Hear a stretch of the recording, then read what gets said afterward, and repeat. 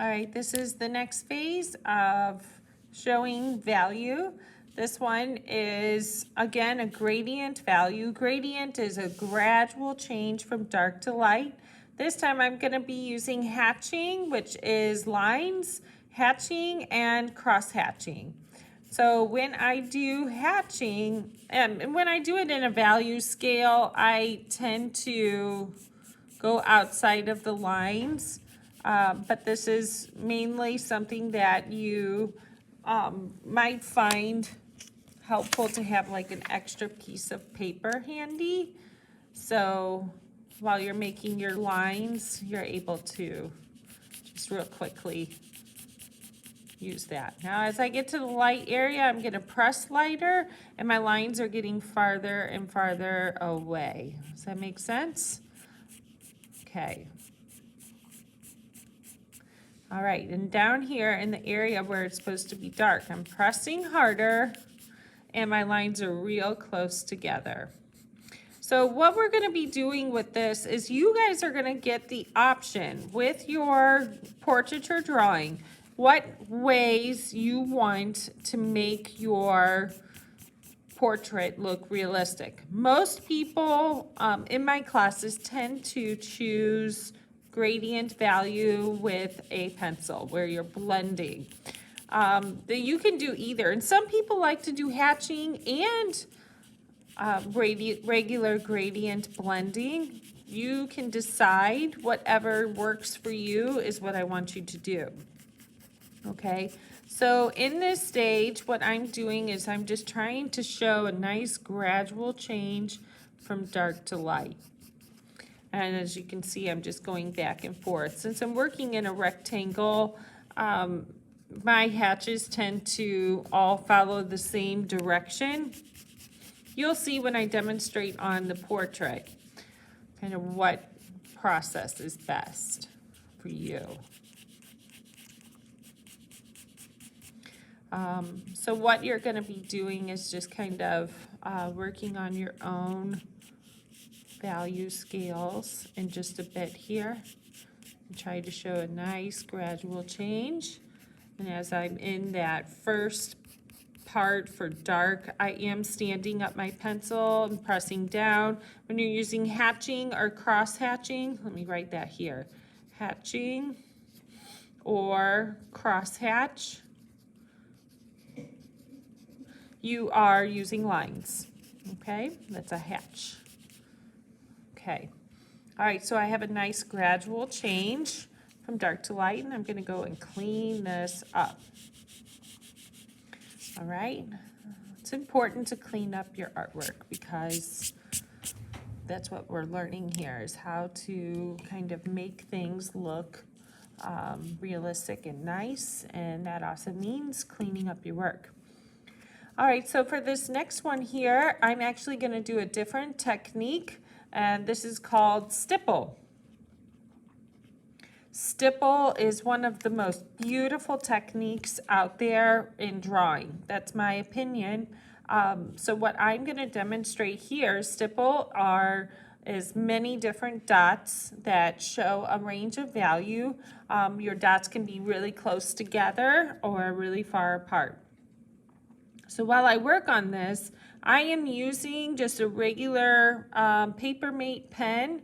There are many different types of markers, micron markers, Faber-Castell. There are so many out there. And if you are someone who really wants to be able to work with stipple, I commend you because that is going to have the biggest payoff for you. It's going to be beautiful. It does take more time and more effort, but I can tell you that in the long run, what happens is you learn an incredible technique that demonstrates really beautiful style and ultimately a really nice finished work of art.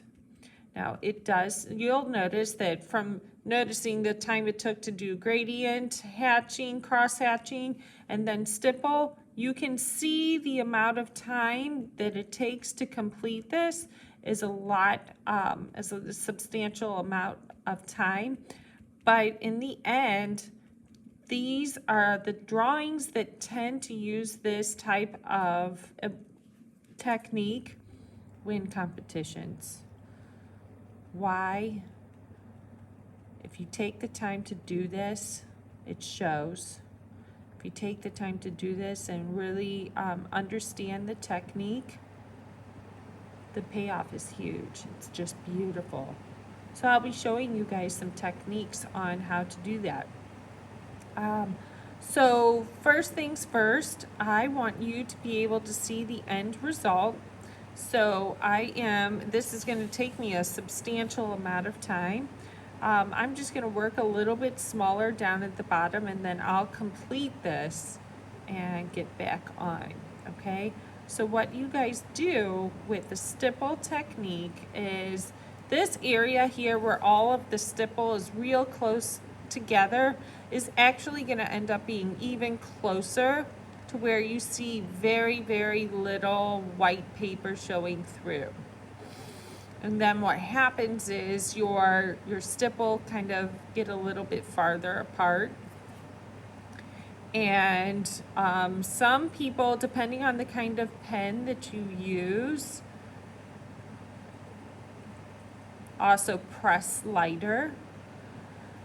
There are many different types of pens that are really good for this.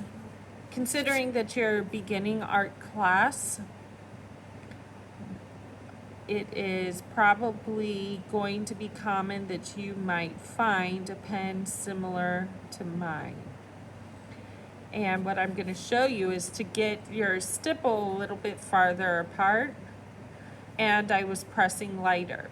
One thing you do not do with a stipple is you do not repeatedly, really fast hit your table with your pen. That ruins your pen, and it does not demonstrate the technique at all. What you end up getting is rough marks, and it does not look beautiful. And like I said, this is a really beautiful technique, and one that I want you to take your time to learn and understand. So as I can see here, for demonstration purposes and for you guys at home, I want you to probably make a smaller or a thinner box for making this technique so that you don't spend too much time working on it. And then what I'm going to do is in a little bit here, I'm going to make a video that shows the different techniques on my actual drawing, so you're able to see how that works. So one thing that I want to caution you is that when you're doing stipple, at no point in your project are you ever coloring the paper, ever. Don't do that, okay?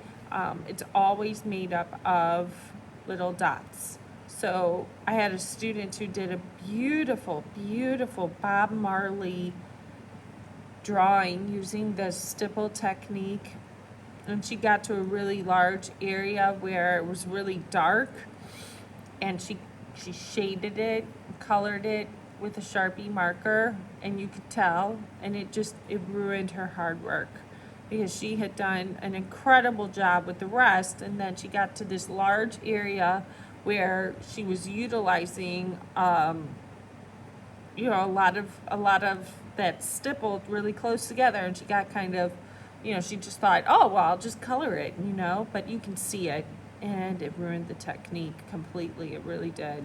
So be real mindful of that. All right, so the objective is to see a gradual change from dark to light. So my stipple became farther and farther apart, and that little area there is what I want you to do in your sketchbook. All right, and that's it for right now.